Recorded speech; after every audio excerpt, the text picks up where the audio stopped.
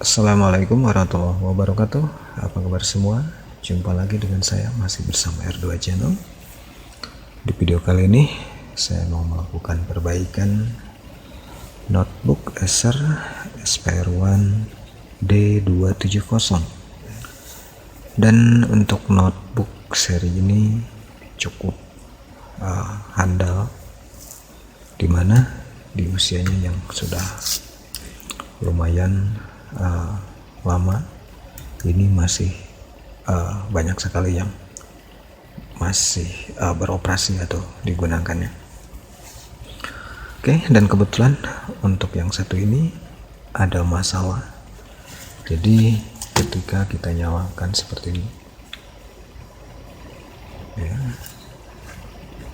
lampunya nyala tapi tidak tampil layar.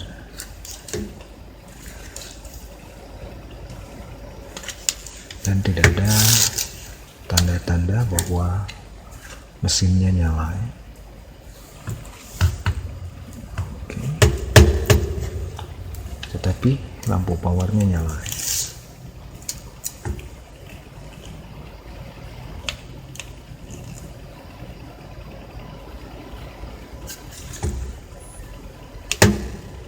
Oke, seperti itu.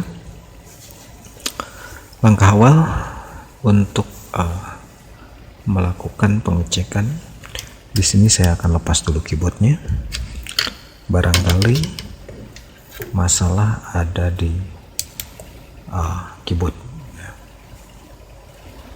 Oke, saya lepas dulu untuk keyboardnya. Maksudnya keyboard apa?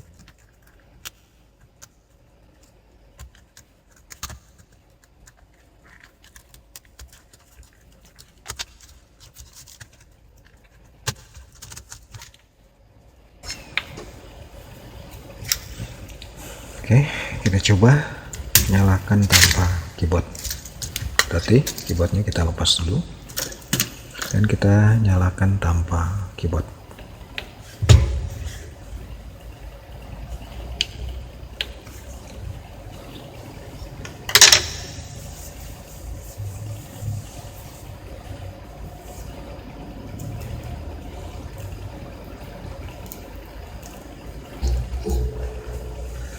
Oke, dan tanpa keyboard pun tidak tampil layar.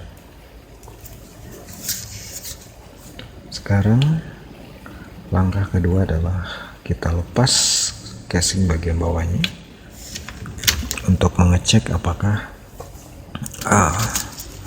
RAM-nya normal atau memang ada masalah di RAM-nya ya.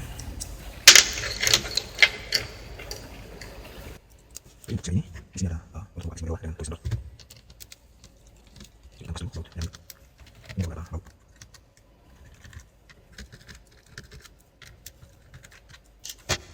Satu, dua, tiga, empat, lima. Saya kita buka mesin bagian bawah.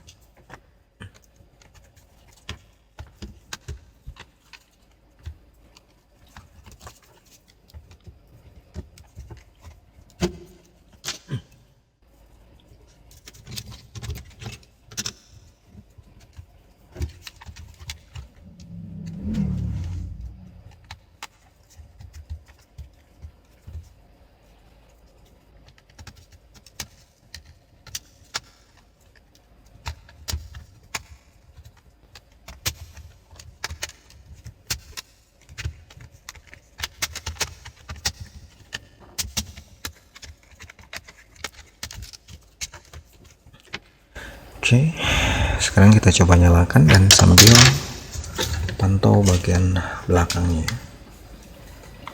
apakah kipasnya nyala.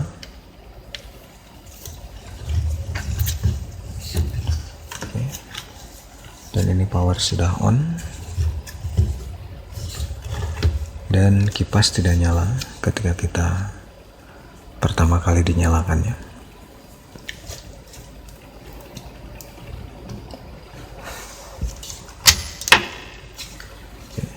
Saya lepas dulu untuk RAM-nya.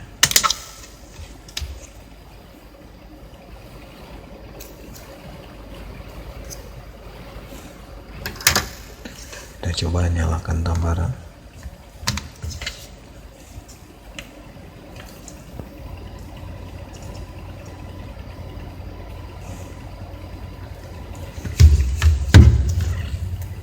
Power nyala, masih tetap tidak ada tanda-tanda kehidupan.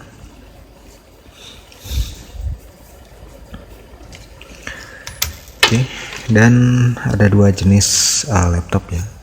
Ada yang pertama dinyalakan, kipasnya berputar dulu sebentar, setelah startup baru kipas berputar, itu pun kalau temperaturnya naik ya. Ada lagi ketika dinyalakan itu kipas tidak berputar sama sekali ya. Oke, dan saya lupa lagi apakah seri ini ketika dinyalakan kipasnya berputar atau tidak ya, tapi kalau nggak salah untuk seri ini kipasnya berputar dulu ya, kalau nggak salah ya. Oke, dan mungkin teman-teman ada yang memiliki atau memang baru saja membongkar, karena di sini saya lupa lagi untuk kipasnya seri ini tuh berputar atau tidak ya ketika pertama dinyalakan ya. Biasanya ada yang berputar dulu, ada juga tidak ya. Oke, dan nggak ada salahnya di sini saya mau bersihkan dulu untuk RAM-nya. Barangkali RAM-nya memang bermasalah ya.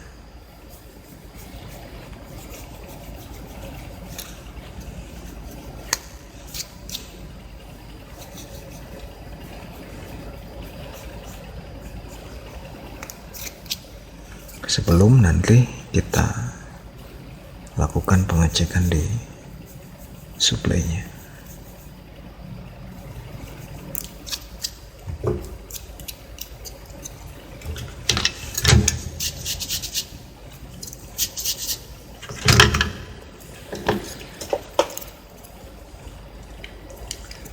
Saya coba pasang kembali setelah sebelumnya saya gosok-gosok dulu.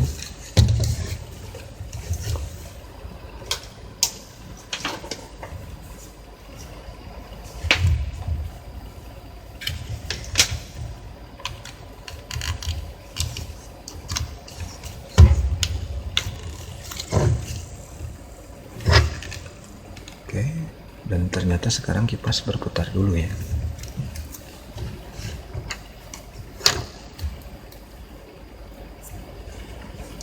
Oke, dan ternyata tetap nggak tampil layar, tapi sebelumnya kipas berputar dulu.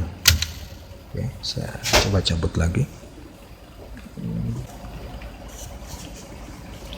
Oke, saya coba nyalakan kembali.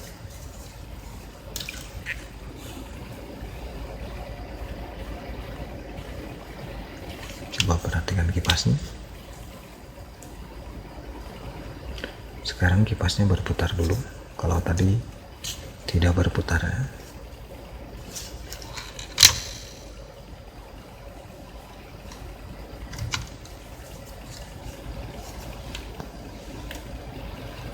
Oke, berputar.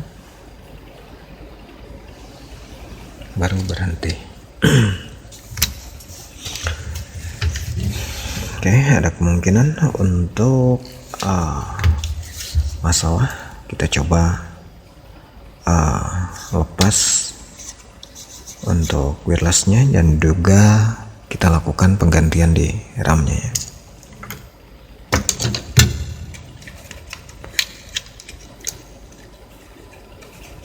Barangkali wirelessnya bermasalah juga. Kadang-kadang ada kalanya wirelessnya bermasalah. Ini juga bisa menyebabkan mengganggu ke sistem bootingnya. Oke. Dan kita coba nyalakan kembali. Kipasnya masih berputar. Oke, dan ini masih tidak tampil layar.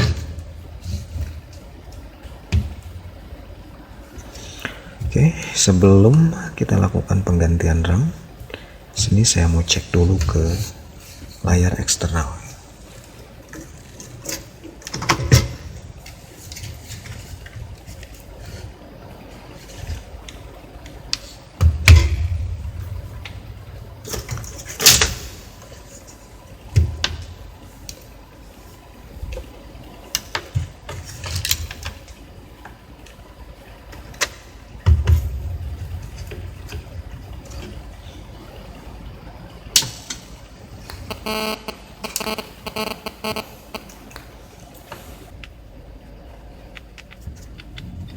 Oke, dan di layar eksternal pun tidak nyala.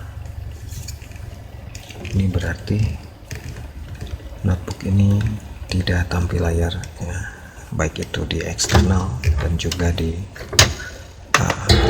layar bawahnya. Oke, sekarang saya akan coba ganti untuk RAM-nya. Barangkali memang RAM-nya yang bermasalah ya.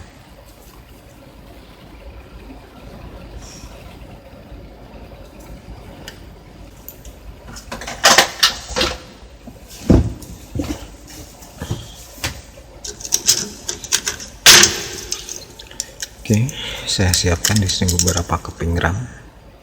Nanti RAM mana saja yang bisa nyala. Seandainya dari semua RAM yang sudah saya persiapkan tidak ada yang nyala, berarti langkah selanjutnya adalah pengecekan di motherboardnya ya.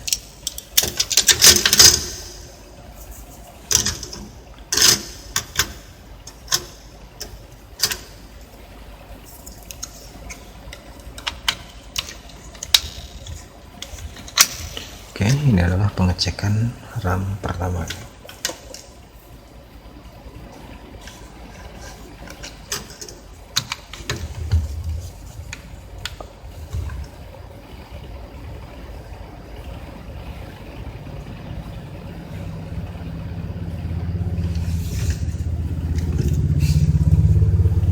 Dan masih tidak tampil.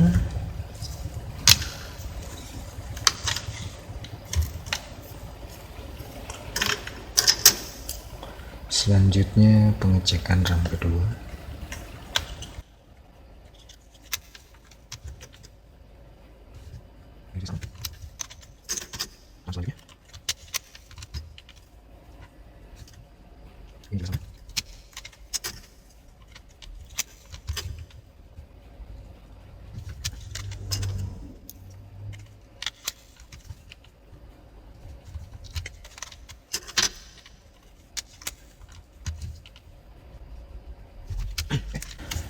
Jadi setelah coba ganti RAM, sini saya persiapkan lebih dari 2-3 dan semuanya tidak ada yang berhasil. Jadi kalau sudah seperti ini, langkah selanjutnya adalah melakukan pengecekan di motherboardnya atau di mesinnya. Barangkali ada suplai yang bermasalah ataupun komponen lain seperti di chip dan lain sebagainya. Oke, untuk lebih memastikan berarti harus dilakukan pengecekan lebih lanjut. Jadi pengecekan tahap awal saya rasa cukup ya, dari mulai melepas keyboard, kalau ada baterai, lepas baterai, lepas wirelessnya juga ya, dan dilakukan penggantian RAM. Setidaknya kalaupun nggak diganti, kita coba bersihkan ya. Dan seandainya tidak ada perkembangan atau reaksi sama sekali, ada kemungkinan masalah di motherboardnya. Oke, jadi saya rasa untuk tahap ini saya cukupkan sekian dulu. Mudah-mudahan ada manfaatnya buat kita semua. Bagaimanakah kelanjutannya? Pantau terus video-video yang selalu saya update tiap harinya.